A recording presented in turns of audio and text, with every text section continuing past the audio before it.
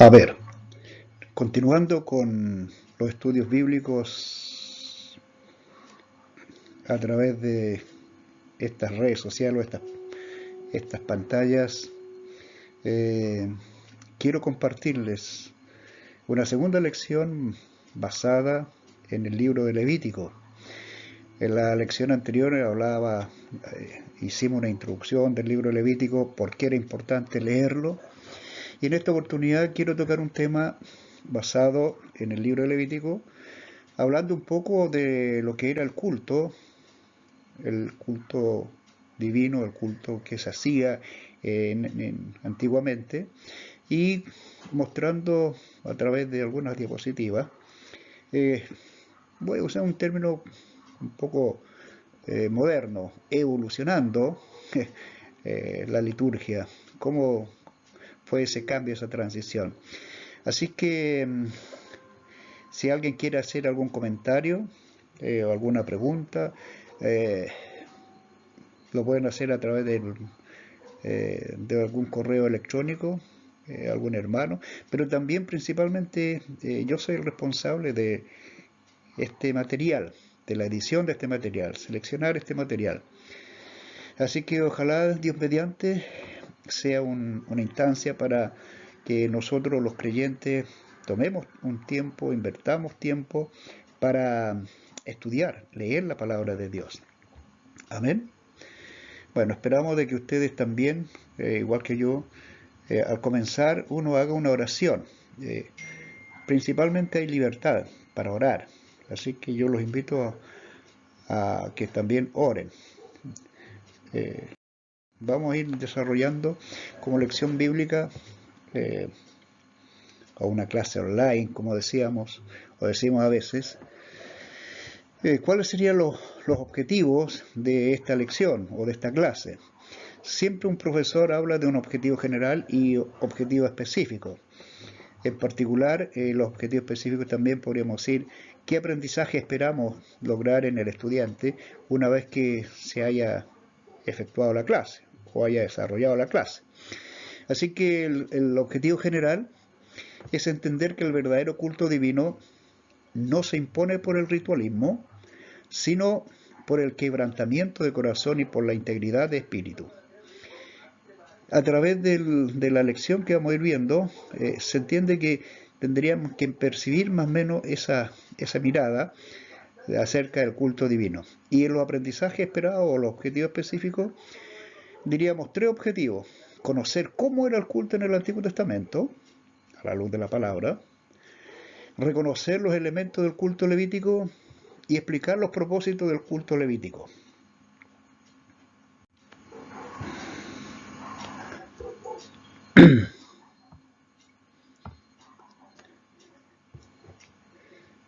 La clase pasada o la lección anterior instaba a los que están viendo estos materiales o comenzarán a ver estos materiales. No es problema, diríamos, si yo parto en la lección 3, 4, 5.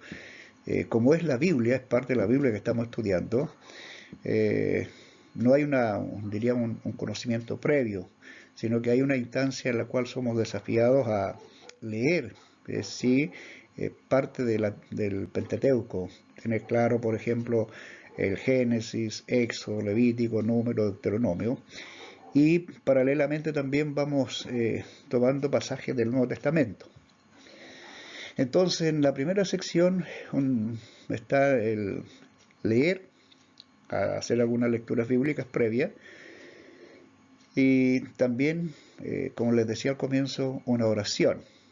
Usted es libre de orar antes, puede tener su equipo y haga una oración, pidiendo dirección también al Señor, que abra su entendimiento y que este material realmente lo lleve a conocer más del carácter del Señor y cómo Él trató con generaciones pasadas y cómo está tratando también con nosotros en este tiempo. Ahora, ¿qué es lo que yo reitero a los estudiantes bíblicamente? Esto no es una predicación, por lo tanto, usted no puede considerar, este trabajo ver y sin hacer nada. Usted tiene que tener un cuaderno, su Biblia, tomar nota y responder a las preguntas que se le hacen en cada clase. Entonces, en particular, por ejemplo, hay algunas lecturas bíblicas. Génesis 4:4. Ya le decía la vez anterior que 4:4 significa capítulo 4, versículo 4. Usted lee este pasaje, también puede leer el versículo anterior, el siguiente, y entender un poco el contexto de lo que se está planteando. Pero la pregunta que uno hace está fundamentalmente basada en lo que usted lee en la Biblia, ¿ya? O sea, usted leyó la Biblia, leyó este pasaje, incluso puede detener su equipo y quitarle el audio, y usted ve la diapositiva y la va desarrollando. Entonces lea Génesis 4:4 y responde la pregunta: ¿qué tipo de ofrenda presentó Abel al Señor? Y responde: ¿aceptó Dios su ofrenda?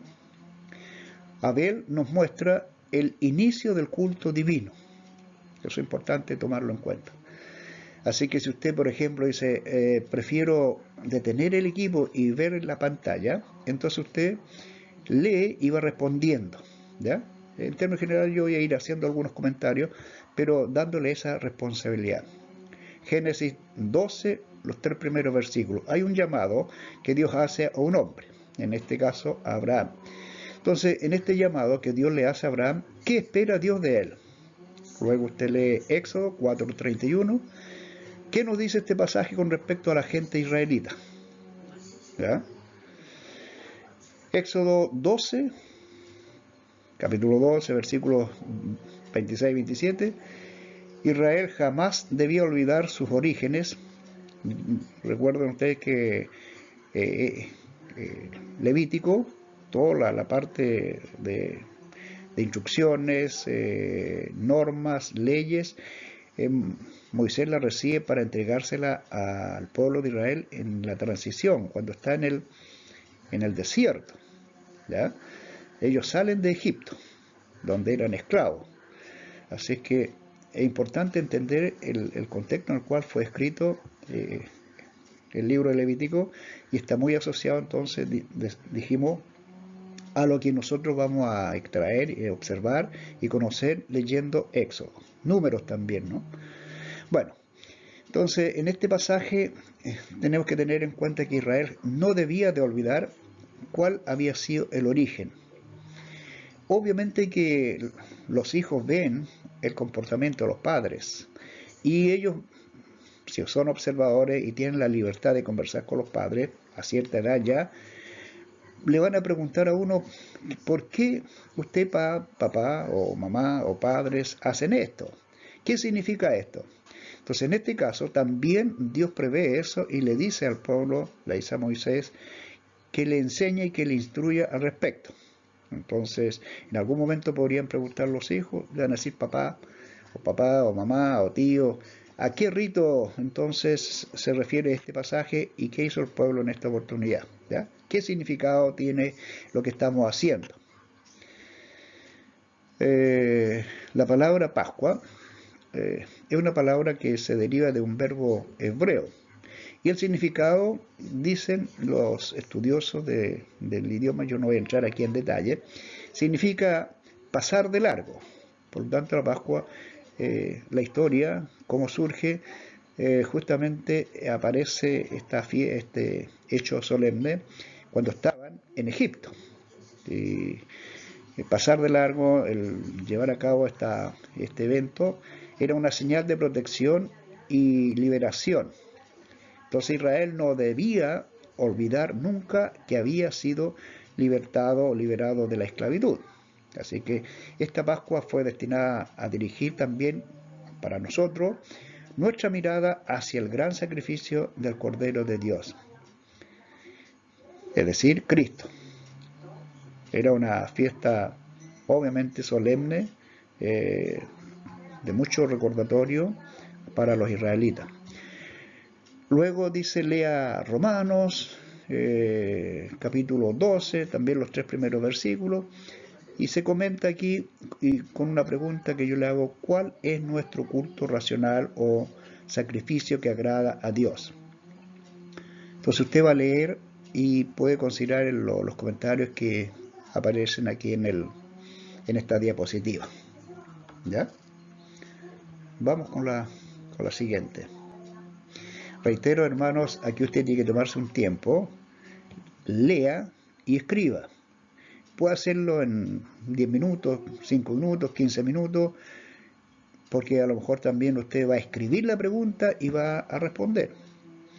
Y si va a mantener, diríamos, estos estudios permanentes, entonces usted escribe la respuesta nada más. Pero como alumno, como estudiante, si yo después esto desaparece, no tengo mi cuadernillo, es bueno entonces, ¿qué pregunta estoy respondiendo? ¿Ok? Así que tómese un tiempo. O le puede sacar una foto, ¿no es cierto?, a la pantalla y va respondiendo. Y después escribe con más calma. El Señor le bendiga.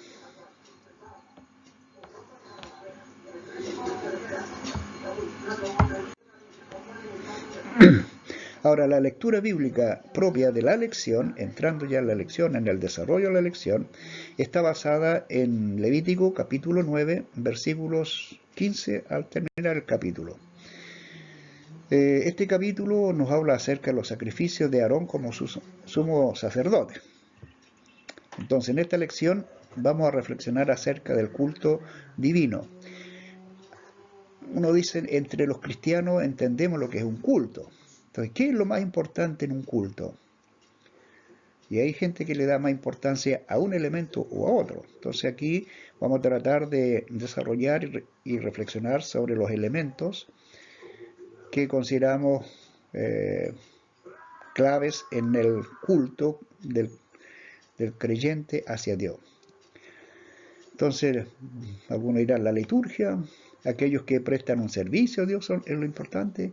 ¿Qué es realmente lo que agrada a Dios cuando nos reunimos en un templo, en un lugar específico? Usted dirá, este material se lo voy a compartir a alguien que no es cristiano, pero quiero que empiece a estudiar la Biblia y a entender también nuestro lenguaje. Entonces dirá, ¿qué entendemos por culto divino? Entonces nosotros los cristianos reconocemos que el culto divino es un acto de adoración al Dios verdadero, al creador de este universo, al Dios todopoderoso, a Jehová, conocido en el Antiguo Testamento por Jehová. Pero también nosotros entendemos que estamos adorando al Dios Trino, al Dios verdadero, Dios Padre, Dios Hijo, Dios Espíritu Santo. Así que nosotros hablamos entonces, se puede traducir al Dios verdadero, al Señor. Ahora, es un acto donde debemos de evitar dos extremos que son peligrosos. Una, por ejemplo, es la informalidad. Algunos dicen incluso informalidad profana e indecente, pero hay una informalidad que hasta puede ser chocante. Y el otro extremo es el ritualismo tan formal que va destruyendo realmente el culto que uno le quiere entregar al Señor y está más preocupado de lo externo. Bueno, usted leyó Levítico 9, capítulo 9, versículos 15 al 24. Usted dice, hermano Hugo, ¿y por qué no lee usted la Biblia? Aquí. Como uno está un poco limitado con el tiempo, para que no quede tan pesado el video, entonces dejamos la tarea que usted lea. Lo mismo lea el Salmo 100, versículo 1 y Apocalipsis 14, 7. Y la pregunta que le hago es, ¿quiénes son llamados a alabar y a quién se debe adorar según estos pasajes bíblicos? La historia nos muestra que el culto bíblico ha ido, por eso decía en la introducción, entre comillas, sí, evolucionando, donde vemos aparecer nuevos elementos a través de, si observamos los primeros cultos, ¿no? ¿Qué elementos fueron surgiendo o agregándose?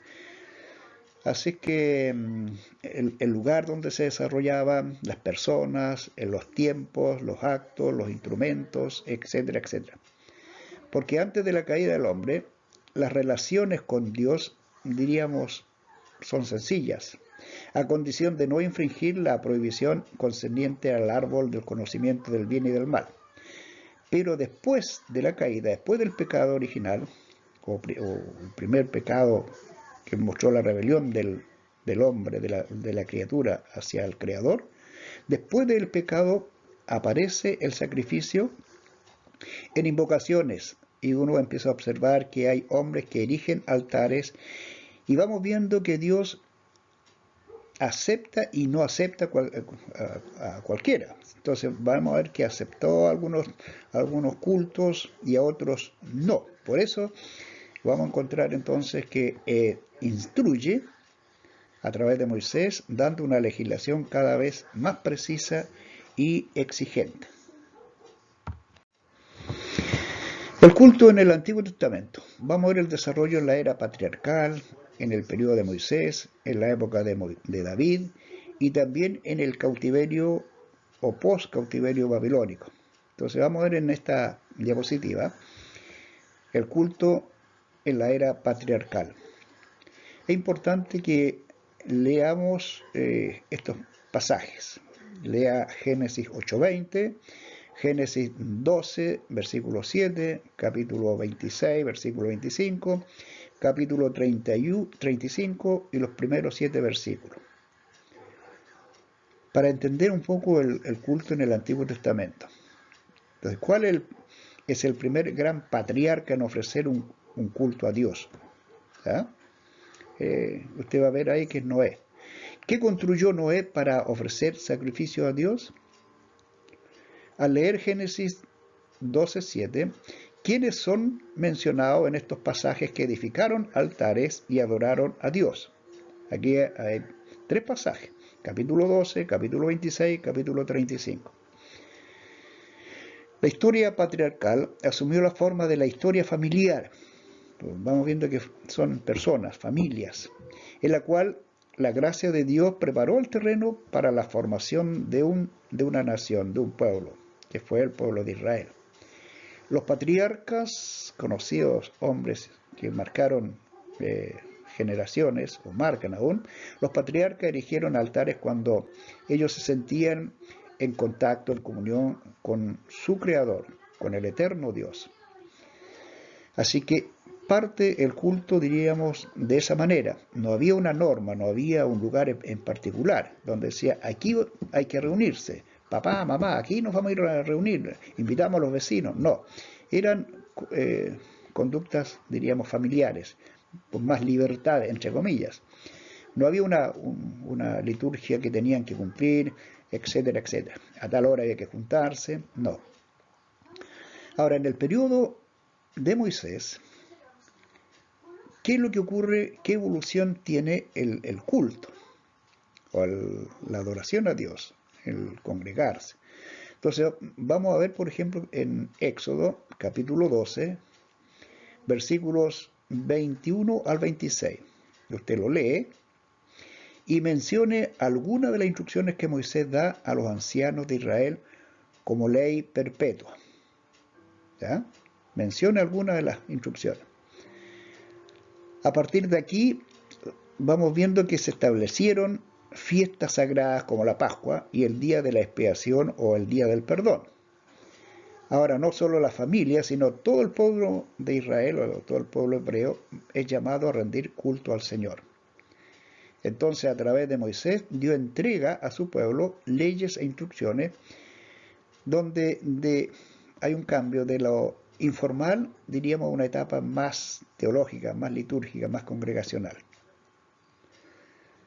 Es bueno que usted lea, hermanos, estos pasajes para entender un poco el trabajo del cambio de los patriarcas ahora al periodo de Moisés. Lea Éxodo y también esos pasajes complementarios, Éxodo 12, versículos 14 y 20, Levítico 23, versículos 27 y 28. Léalos, hermanos. No le hago preguntas al respecto, pero eso complementa lo que le estoy planteando con respecto al culto divino en la época o en el periodo de Moisés. El culto en el tiempo de David y Salomón. hasta la ascensión de David como rey de Israel, nos vamos a dar cuenta que no había música en el culto divino, aunque habían, diríamos, con cierta espontaneidad, aparece María, la hermana de Aarón, de Moisés, eh, donde aparecen hay algunas manifestaciones musicales, ¿no? También con Débora, la otra importante mujer de la época antes de David, ¿ya? ¿Cuál era el símbolo de la presencia de Dios entre su pueblo? Entonces, vamos a ver que hay un elemento muy importante que va a marcar al pueblo de Israel, que es el arca del pacto. El arca del pacto contenía cosas bien específicas que Dios había establecido con Moisés. Estaban las tablas de los 10 mandamientos, también estaba la vara de Aarón, así que habían elementos muy, muy importantes, muy sagrados, que contenía el arca del pacto. Bueno, esta arca se desplazaba, no estaba en un lugar fijo, ¿no? Se iba moviendo de un lugar a otro. Y se fijaba en algunos santuarios y en la medida que iban viviendo los israelitas de un lugar a otro, y llega el momento en el cual David dice, es el lugar donde va a quedar el arca va a ser en Jerusalén. Ahí donde Salomón construye pues el templo, el gran templo reconocido, el hermoso templo que construye Salomón. Para entender un poco esto, yo lo voy a invitar a que lea Primera de Crónicas, capítulo 15, versículo 16. En realidad es todo el capítulo que habla y relata de cómo David trae el arca del pacto a Jerusalén, ¿ya? Pero en el versículo 16 usted se detiene y la pregunta que debe de responder es, ¿qué orden da el rey a los principales levitas con respecto a la liturgia? Buscando, diríamos, siempre la excelencia del culto divino, David es una persona que inventó, creó, fabricó, ordenó la creación de instrumentos musicales. Usted puede ver esto también en el capítulo 23, versículo 5, Segunda de Crónicas, los capítulos 6 y 7. Entonces, ahí vamos a encontrar de que Salomón ya hace uso de lo que había establecido su papá, ¿ya? En la dedicación del templo aparece entonces la música, los instrumentos musicales. En Segunda de Crónicas 7:6, la pregunta que debe de responder es, ¿qué mención tienen los encargados de alabar al Señor en esta ceremonia? ¿Y quiénes también tocaban instrumentos o tocaban las trompetas? ¿Ya? En el auge del Santo Templo, construido por Salomón, la liturgia hebrea impresionada por su belleza y por su arte. Es interesante que usted lea, hermanos, Segunda Crónica, capítulo 29, los versículos 25 al 28. Y se da cuenta que también aquí hay otro personaje, que es otro rey, el rey Ezequías, que también se destaca por el celo del culto al Señor. Observe qué ordenanzas da el rey a los levitas y sacerdotes en este evento de sacrificio y expiación.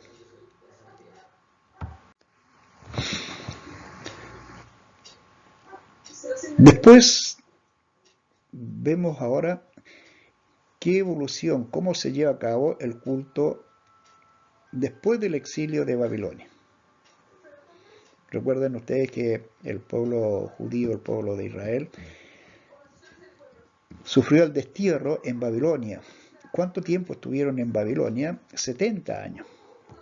En el año 586 a.C., los judíos fueron llevados en cautiverio a Babilonia, donde permanecieron 70 años de acuerdo a la profecía que había sido entregada por Jeremías.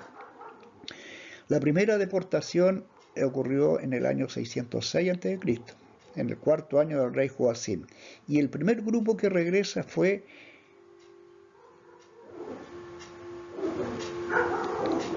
en el año 536. Entonces, si sumamos o buscamos la diferencia entre el 606 y 536, aparece entonces el intervalo de 70 años.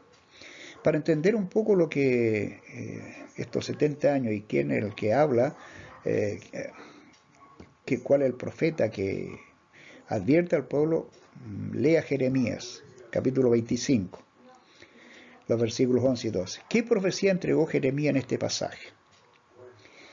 En este periodo, por lo que se infiere del Salmo 137, sería también interesante que usted lo lea, la adoración divina fue prácticamente olvidada. Obviamente que una persona que está en el destierro sufriendo, es muy difícil que esté contento cantando, sino que hay más amargura, hay más llanto. Así que era difícil cantar de alegría, como la gente quería verlo, escuchar a los israelitas en ese tiempo, en ese periodo.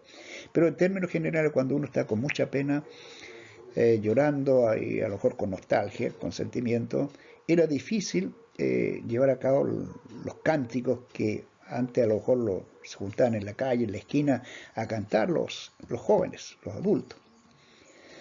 Así que lea el Salmo y diga qué actitud de los deportados se percibe o revela este Salmo, el Salmo 137.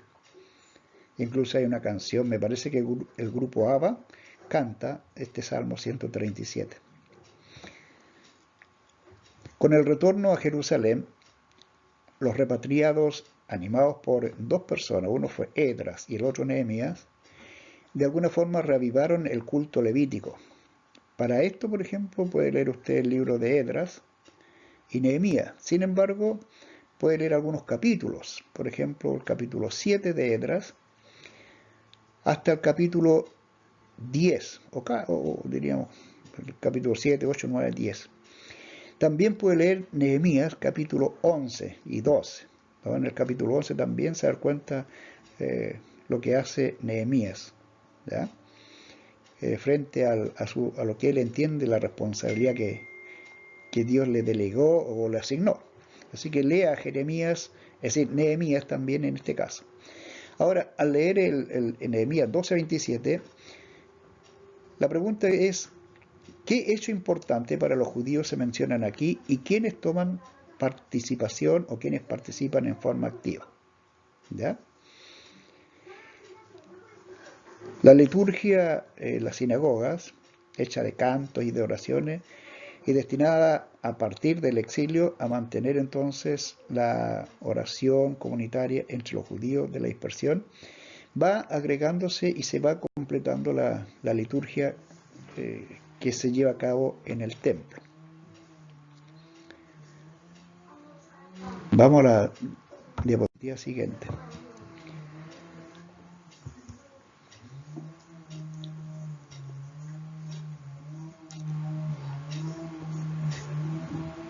¿Cuáles son los principales elementos del culto levítico? A fin de mostrar o considerar o reconocer la belleza, la gloria del culto divino, es importante, hermanos, que tomemos como ejemplo la consagración que hace el rey Salomón del templo. Es interesante esto. Así que lea, por ejemplo, en Primera de Reyes, capítulo 8, perdón, y en particular el versículo 5, pero se da cuenta que le va a gustar leer todo el capítulo. Aquí el culto inaugural del templo, que dio comienzo con la llegada del arca sagrada, fue marcado por una gran cantidad de sacrificios. Ahora, ¿qué sacrificaron el rey y la gente en esta oportunidad? Lea y pueda responder ahí. Ahora, nos vamos a dar cuenta que el rey Salomón y todo Israel demostraron su gratitud al Dios de Abraham, al Dios de Isaac y al Dios de Jacob.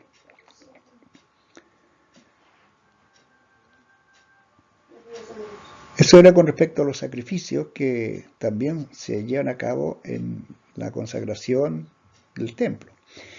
En 2 de Crónicas 5, capítulo 5, versículos 12 y 13, es interesante que usted note la participación de los cantores y los músicos en este evento que se señala. ¿Y qué tipo de alabanzas o cantos entonan?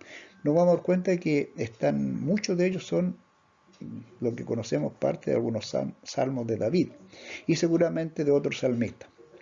Ahora, ¿qué hacían los levitas y sacerdotes según este pasaje? ¿Y qué decían cuando alababan al Señor? Entonces usted lee los pasajes que le señalo y responde. Amén. Amén. Vamos a hacer un alto.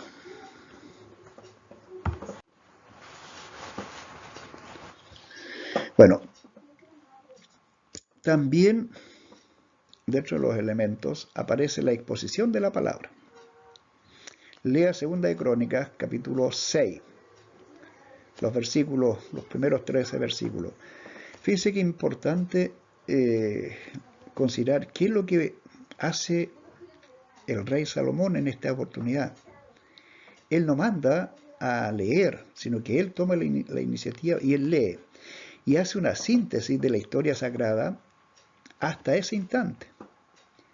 ¿Ya?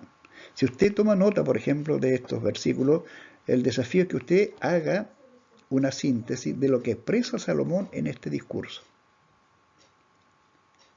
¿Ya? Se va a dar cuenta que Salomón muestra o reconoce la intervención de Dios en cada etapa de la existencia de Israel. Eso va a ser importante, fíjese que es el rey que le está dando el ejemplo aquí al pueblo. Así que él reconoce públicamente de la intervención divina en cada una de las etapas del pueblo de Israel. Otro elemento que reconocemos o se percibe en el culto en esta época es la oración. Fíjese que es importante que usted lea los versículos del 12 al 42, siempre en el capítulo 6. Y note, por ejemplo, qué hace Salomón como rey de Israel en esta reunión de consagración. En este tiempo, si uno viera, por ejemplo, en cadena nacional, a un presidente, aquí en Chile, por ejemplo, si viéramos al presidente Piñera, Sebastián Piñera, en cadena nacional, arrodillado, haciendo una oración, leyendo la Biblia, ¿qué imagen estaría entregando al pueblo, a los críticos, a la oposición? La Biblia no nos dice la crítica que le hace la oposición al rey, pero aquí lo que vemos que obviamente no era común ver a un rey que se arrodillara ante otra persona frente a su pueblo. ¿Por qué? Y nos damos cuenta que el arrodillarse en el fondo significa someterse a una autoridad superior. Y Salomón aquí demuestra amor, demuestra respeto por Dios, reconociendo ante el pueblo que Dios era el Rey Supremo y la máxima autoridad para ellos. Así que vamos a encontrar que el rey se dirige a Dios en oración, agradeciéndole por aquel momento y también intercede. En su oración hay una intercesión, no solamente por la nación de Israel, sino que también por la gente que llegue a Israel, trabaje con los israelitas, gente gentil, y que al oír acerca de la intervención divina de su pueblo, estarían entonces con la idea de también ellos conocer a Dios y acudirían a aquel lugar a buscar la dirección divina. Así que es un buen ejemplo que encontramos aquí para una autoridad, un presidente. Seguramente los presidentes harán sus oraciones, su lectura bíblica, su confesión, su búsqueda muy personal en la intimidad. Pero qué lindo sería aunque hay mucho orgullo, hay mucha soberbia en la gente, crítica, menosprecio por la palabra de Dios, pero fíjese que es interesante reconocer que en ese aspecto Salomón no tuvo temor, aunque no era usual eso, pero él lo hizo. Que Dios bendiga también a quien lo hace, reconociendo públicamente frente a su gente que hay una persona, un ser superior a él y que él busca la dirección de él y la aprobación. Otro elemento que encontramos en el culto es, dijimos, la exposición, pero ahora la lectura de la palabra. Después del cautiverio babilónico, ya en el tiempo de Esdras y Nehemías, la palabra de Dios comenzó a ser leída públicamente como parte de la liturgia del culto divino. Le recomiendo que lea Nehemías capítulo 8. En la diapositiva anterior le decía que leyera parte de Nehemías y parte de Esdras para entender los regresos, el retorno, ¿no?, de algunos grupos, quienes lideraron el regreso. Y uno de las personas importantes dije que era Nehemías, otro también Esdras. Así que si usted lee Nehemías 8, los primeros 8 versículos, ponga atención y vea qué hacían los sacerdotes en favor de los que oían la lectura bíblica. ¿Qué es lo que está ocurriendo en este evento, en este relato? Entonces, vea el interés que había y cómo eran apoyados los que oían la lectura bíblica. ¿Ya? Lo mismo que estamos haciendo nosotros en estos tiempos, ayudando, explicando, porque hay muchos que predican, pero también es necesario a veces que usted encuentre personas que expliquen y le ayuden, ¿no es cierto?, a entender lo que se está leyendo o lo que se está diciendo. Por eso es importante, reitero, el estudio bíblico. Usted toma su cuaderno, su lápiz, lee la Biblia y seguramente el Espíritu del Señor también le dará otra revelación. Dirá, oh, no había puesto atención en el versículo anterior, ¿por qué está diciendo esto? Yo le hago algunas preguntas presionándolo, entre comillas, para que usted lea la Biblia.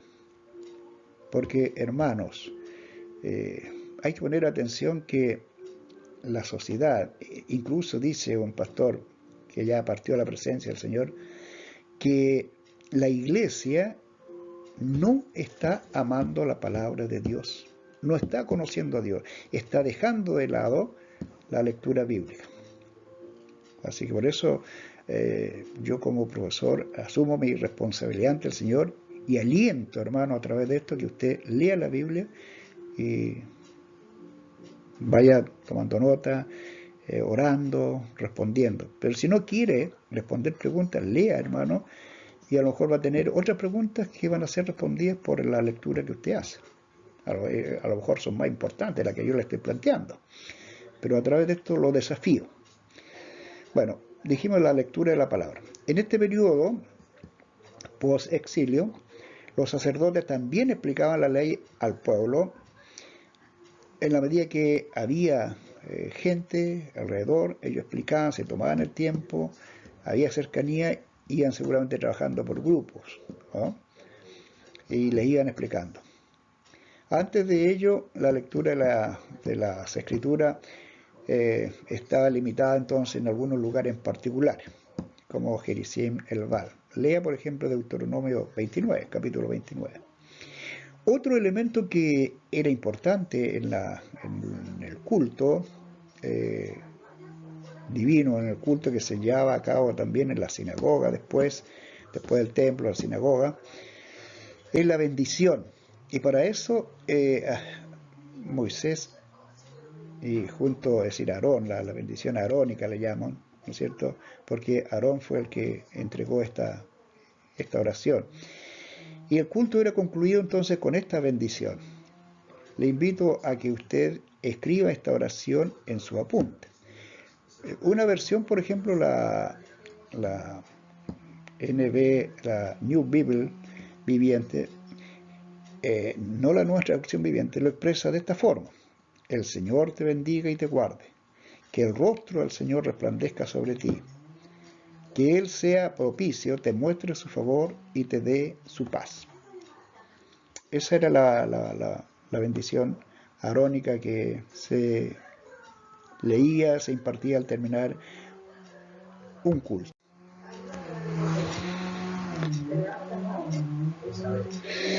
Ahora, el propósito del culto levítico. El culto levítico en el Antiguo Testamento, por lo menos, le podemos encontrar 4 propósitos básicos. Uno es adorar a Dios. Segundo, reafirmar las alianzas divinas. Tercero, profesar el orden, o diríamos el credo, ¿no? Profesar el credo que había dejado Dios por medio de Moisés. Y también había un propósito de preparar al pueblo para la llegada del Mesías. Si vamos, por ejemplo, a Levítico capítulo 19, y tomamos nota de los versículos 3 y 4, ¿qué debían de considerar los israelitas con respecto a sus cultos? Entonces, uno de los propósitos dijimos que era adorar al único y verdadero Dios, Jehová de los ejércitos. Al reunirse para adorar a Dios, obviamente que el pueblo de Israel, la comunidad, demostraba algunas cosas que podemos decir o inferir. Una, la aceptación del único y verdadero Dios, y en segundo lugar, el rechazo de los dioses paganos. Eso era parte de la normativa de las leyes o las instrucciones que Dios le entregó al pueblo de Israel por medio de Moisés. El culto apartaba a los israelitas de la idolatría y profundizaba también su comunión con Dios. También eso ocurre con nosotros cuando dejamos de leer la Biblia, dejamos de unirnos, juntarnos con otros hermanos, perdemos, diríamos, estas bendiciones, ¿no? De consagrarnos más, llenarnos más de la palabra de Dios, escuchar los testimonios de los hermanos, saber también de sus luchas, ¿no? Y eso hace que uno esté junto en las dificultades, en los éxitos, en las luchas, en los logros, ¿no? También puede leer usted el Salmo 96, versículo 5. El Salmo 96. Pero en el versículo 5 dice, ¿cómo se describen a los dioses de las otras naciones contemporáneas a Israel en este pasaje? ¿Qué es lo que dicen de los otros dioses? ¿Ya? De los dioses de las comunidades, de los pueblos vecinos a ellos. También otro propósito era reafirmar las alianzas antiguas. ¿Qué significa esto? Vamos a ir viendo entonces a través de algunos pasajes bíblicos. Lea Levítico 26, los versículos 9 y 45. ¿Qué compromiso tenía Dios con los israelitas? Entonces, cuando uno se juntaba también, era reafirmado estos compromisos. Había un compromiso que Dios hizo con su pueblo. El Salmo 105. ¿Qué debían de hacer los israelitas? Lea usted el Salmo 105, y observe qué debían de hacer los israelitas. Obviamente que en el culto levítico los hijos de Israel profesaban las alianzas que el Señor había hecho con los patriarcas o los hombres importantes para ellos, los líderes como Abraham, Isaac, Jacob, David. En sus cánticos ellos reafirmaban la fe en la presencia de Dios en su vida familiar y comunal. Así que es importante eso. Bueno, cuando uno dice adoramos al único Dios verdadero, y la gente dice, bueno, yo tengo mi Dios, pero a los ojos de Dios, y el hombre tiene que reconocer que esos son ídolos, ¿no? Mucha gente se hacía también ídolos de madera, de piedra, distintos materiales, pero no tienen boca, no tienen oídos, no tienen ojos, así que son verdaderos ídolos, no pueden enseñarnos cosas o hablarnos, ¿no? Como lo hace Dios a través de su palabra. Por eso Él es el único Dios verdadero, que hizo los cielos y la tierra. Ha creado este universo para sus propósitos. Y nosotros somos mayordomos de ellos. Nos ha dejado aquí con propósitos para administrar parte de su creación. También dijimos que dentro de los propósitos estaba profesar el credo divino y aguardar al Mesías. Lea Deuteronomio capítulo 6, versículo 4. En sus cultos los israelitas, guiados por el ministerio levítico, profesaban su credo. ¿Qué debían de considerar permanentemente los israelitas? Es importante, hermano, que usted ponga atención en este versículo, porque es una sentencia que de alguna manera resume toda la teología del Antiguo Testamento. Así que hoy que tenemos tantas cosas que nos hablan, nos tratan de enseñar y vender, aquí tenemos nosotros la teología resumida de lo que significaba, ¿no es cierto?, para el pueblo anterior, la generación antigua, y también para nosotros, que la Iglesia de Cristo reciba o recite, diríamos, esta como parte de su doctrina. También un elemento importante, y nos damos cuenta que cuando llegó Cristo, los judíos, los líderes, los maestros, los grandes rabinos, estaban ellos conscientes que en algún momento llegaría el Mesías. Así que en el culto también se hablaba acerca de el Mesías. En el libro de los Salmos nosotros encontramos una elevada cantidad de salmos que describen, ¿no es cierto?, lo que Cristo iba a sufrir. Así que son, diríamos, de una elevada cristología. Describen la pasión, la muerte, la resurrección, la glorificación del Señor Jesús como Rey de Reyes. Aquí usted puede considerar algunos de los salmos mesiánicos, ¿ya? Los puede considerar y se da cuenta que todos hablan del Mesías. Y un ejemplo también del Nuevo Testamento que tenemos a través de un hombre que era parte en el intertanto entre el término del Antiguo Testamento y el comienzo del Nuevo Testamento, que es Simeón. Así que lea usted este pasaje y escuche o ponga atención cuál era la esperanza profética por la cual vivía Simeón y cómo él descansa después de esta experiencia. ¿Ok? Bueno, así como un israelita creyente y predispuesto a servir a Dios jamás sería sorprendido con la llegada del Mesías, nosotros también debemos estar conscientes de que no debemos ser sorprendidos cuando Cristo venga por segunda vez. La Iglesia predica, transmite, enseña que Cristo viene por segunda vez a buscar a su iglesia, a su pueblo, a los redimidos por su sangre.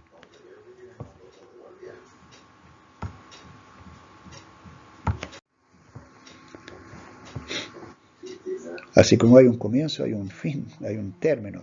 Bueno, estamos llegando al término de la lección, pero nos faltan todavía algunas diapositivas. En esta hay una síntesis, al igual que la clase anterior, y una conclusión. ¿Cuál es la síntesis que podemos hacer de lo que hemos conversado? Primero, que Dios no se agrada de un culto que se impone por ritualismo. En segundo lugar, Levítico era el manual del culto en el Antiguo Testamento. Eso lo trabajamos un poco más en la lección anterior, pero también en las lecturas que usted hizo aparece destacado entonces cómo era considerado Levítico, ¿no?, el libro de la ley. En tercer lugar, los sacrificios, los cánticos, la exposición de la palabra y la bendición eran elementos centrales del culto levítico. Esos elementos siempre estaban presentes en los cultos que se le hacían a Dios. Y los propósitos del culto levítico eran adorar a Dios, reafirmar las alianzas divinas, profesar el credo mosaico y aguardar al Mesías. La conclusión que podemos estar haciendo, hermano, es que los hijos de Israel no supieron rendir culto a Dios como Él lo requiere de cada uno de nosotros. Por eso se dejaron contaminar por el formalismo, el ritualismo. A pesar de su rica y significativa liturgia, adoraban a Dios solo de labios o con los labios, pues su corazón se había alejado del Dios de Abraham. Lea Isaías capítulo 29, versículo 13. ¿Cuál es la queja de Dios sobre su pueblo Israel? Interesante, hermano, que al concluir usted ponga atención en este pasaje, cómo el pueblo fue llevando a cabo lo que hemos estudiado, si realmente fueron tan fieles a lo que Dios esperaba de ellos. Así que interesante que usted lea Isaías capítulo 29, versículo 13. Entonces, para ir terminando, adoremos a Dios en espíritu y en verdad. Presentemos al Señor nuestro culto racional y cuando rendimos culto verdaderamente a Dios, su gloria jamás nos faltará. Bueno, tiene un tiempo también usted para hacer una oración final, dando gracias al Señor por este estudio. Esta oración no la grabo porque lo aliento a que usted lo haga una vez que vaya haciendo las tareas, y así como el Espíritu le fue revelando algunos pensamientos, algunas enseñanzas, denle gracias al Señor por ello, y también puede compartir con otros estos estudios bíblicos, alentarlos. ¿Cuál es su experiencia? Y alentar a otros hermanos. ¿Ya? No nos alejemos de Dios. El primer paso para alejarnos de Dios es alejarnos de su palabra. Así que, ojo eso. Esto ya es aparte. La clase ya terminó. Usted puede tomarse un tiempo y dice, a ver, el profesor, el hermano Hugo dijo que podía responder una prueba. Siempre en una clase, en un curso, hay pruebas acumulativas, formativas, de diagnóstico, hay test. Algunos le dicen, no, esto es formativo, y cuando uno hace pruebas formativas, los estudiantes no le dan importancia. Esto no tiene nota, dice, así que no lo voy a responder. Pero aquí no estamos por la nota, sino que realmente por los aprendizajes. Así que aquí hay 4 o 5 preguntas, y usted puede volver atrás también a las diapositivas si tiene alguna duda, y responda qué es el culto divino, en sus palabras, en sus propias palabras, no 3, 4 líneas. ¿Cómo era el culto en el periodo de Moisés? ¿Cuál es la contribución que hace David al culto divino? ¿Cuáles son los elementos del culto levítico? ¿Y cuáles son los objetivos del culto levítico? Ahora, hermano, usted ya tiene detenido su equipo porque está respondiendo a estas preguntas. ¿Cuánto se demoró, se demora? No importa. Pero detenga el equipo y luego pase a la diapositiva siguiente. Y ahí, cuando ya respondí a esta pregunta, usted compare lo que usted escribió con lo que yo doy como respuestas sugeridas, o no decir, lo ideal es que usted haya respondido así, porque una palabra puede cambiar, lo importante es mantener la idea, el sentido de lo que uno está respondiendo o cómo entiende las cosas. Pero también le decía que era importante memorizar un versículo. Y en esta lección el versículo que usted debe memorizar es Levítico 9:23. Levítico 9:23. Aquí aparece destacado: y entraron Moisés y Aarón en el tabernáculo de reunión, y salieron y bendijeron al pueblo, y la gloria de Jehová se apareció a todo el pueblo. Amén.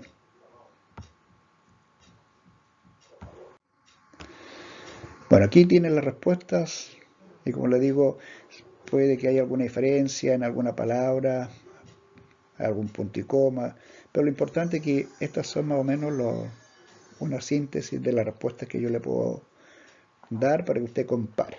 Que el Señor le bendiga, y si Dios lo permite, nos vemos entonces en una próxima oportunidad. Los tiempos, hermanos, pueden ser 90 minutos, 2 horas, 3 horas. Lo importante es que usted haga la lección en el tiempo que usted planifique y destine para llevar a cabo estas lecciones. Será hasta una próxima oportunidad. Dios le bendiga.